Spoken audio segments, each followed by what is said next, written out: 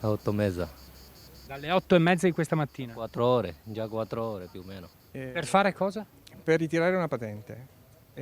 Siamo qui sotto il sole senza neanche un minimo di controlli. Non c'era una posizione per ripararsi, io ho 81 anni, va bene, e sono dovuto stare sotto il sole fino alle 11. Un centinaio di persone in coda da stamattina, una coda impossibile da smaltire per una sola persona all'ufficio patenti e una seconda per il resto delle pratiche, ma soprattutto una mole di lavoro enorme da gestire, poiché gli uffici della motorizzazione di Treviso sono aperti solo 2 giorni a settimana. Per telefono normalmente non rispondono, c'è il numero però non rispondono. È già la seconda volta che vengo, arrivo da Monfumo che insomma non è qua dietro e mi trovo che sono venuto per niente e mi ha detto che me ne posso andare a casa. Alle 11 del mattino la guardia giurata, vedendo la situazione arrivare al limite e dopo alcuni momenti di tensione, ha aperto le porte e fatto entrare chi era rimasto in coda almeno dentro gli uffici al riparo dal sole.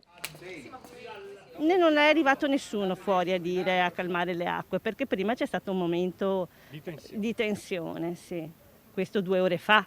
Adesso probabilmente la gente si è stancata, un po' è andata via e quelli che sono rimasti si sono rassegnati. Abbiamo raggiunto telefonicamente il responsabile della sede trevigiana della motorizzazione, l'ingegner Matarazzo, che ha spiegato come le linee guida ministeriali causa Covid impongano di limitare il servizio, una persona per reparto, una per stanza, e che contemporaneamente proprio per questo tutte le scadenze sono state posticipate di 7 mesi. Sempre per circolare, l'80% del personale è a casa in lavoro agile oppure in smaltimento obbligatorio delle ferie. E così gli uffici sono aperti solo 2 giorni per il pubblico, 2 su appuntamento e 2 per agenzie e scuole guida.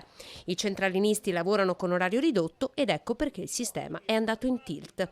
Dalla motorizzazione trevigiana fanno sapere che il sito è stato rinnovato e tutte le pratiche sono scaricabili online senza bisogno di recarsi in sede.